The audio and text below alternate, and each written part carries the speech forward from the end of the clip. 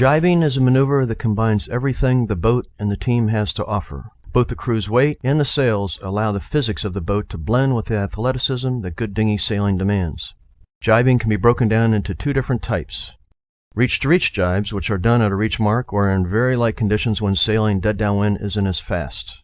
And running jibes, which are done when sailing on a leeward leg with good breeze and very narrow angles. Both may be necessary on the same leg as the wind velocity goes up and down.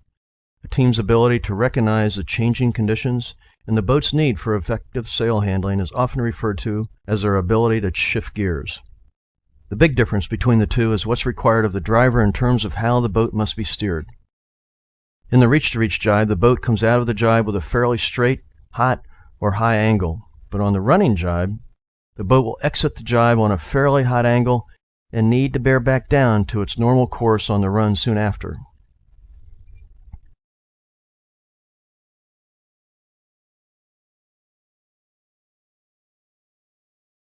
In this reach-to-reach jibe by Cameron Brower and Krista Sino, you can see that the driver prepares for the jibe by tucking his feet under just as on a tack and allows his weight shift to steer the boat through the jibe by heeling the boat and rig to windward.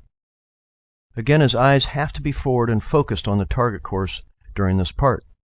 Then as the boat turns, the driver must pull the main across by grabbing the main sheet, preferably giving a small pump to the sail at the same time.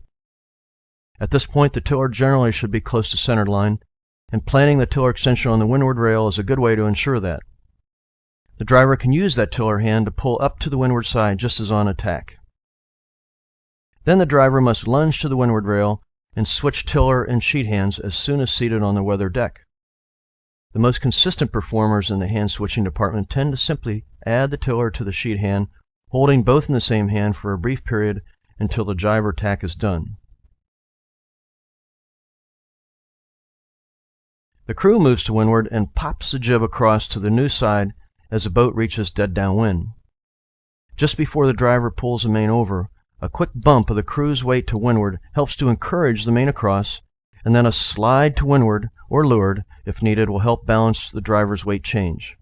Again, you can see how important it is to have your feet planted well under you for these maneuvers.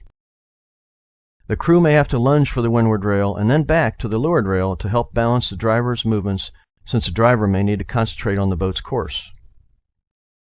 Here, as high school sailors Lucy Cooper-Smith and Andrew Waters demonstrate a running jibe, you can see the driver's technique is virtually the same as the reach-to-reach jibe, except soon after the jibe, the driver focuses on turning the boat back down to a run in order to make gains toward the mark. This is where many drivers can get disoriented and often lose valuable distance. The use of the leeward mark, a landmark on the shore ahead, or even the angle of the boat's course traversing the waves can help orient the driver quickly to the boat's course and direction. The crew also performs the exact same technique as in a running jibe, but the major difference is the need to shift gears soon after the jibe from a reach back down to a run. This means popping the jib to the windward side for the driver to trim. In this case, Lucy is focused on a problem inside the boat, missing the opportunity to pop the jib and pass the sheet back to Andrew. It can happen to the best, but this is an example of the principle of getting your head out of the boat. When a reach-to-reach jibe is necessary, at a reach mark on a triangular or trapezoid course, it's important to note that a tactical rounding will likely be necessary in order to protect the inside position at the mark. In order to execute this, the team must enter the turn wide enough through the first part of the turn in order to exit the jibe mark right next to the mark.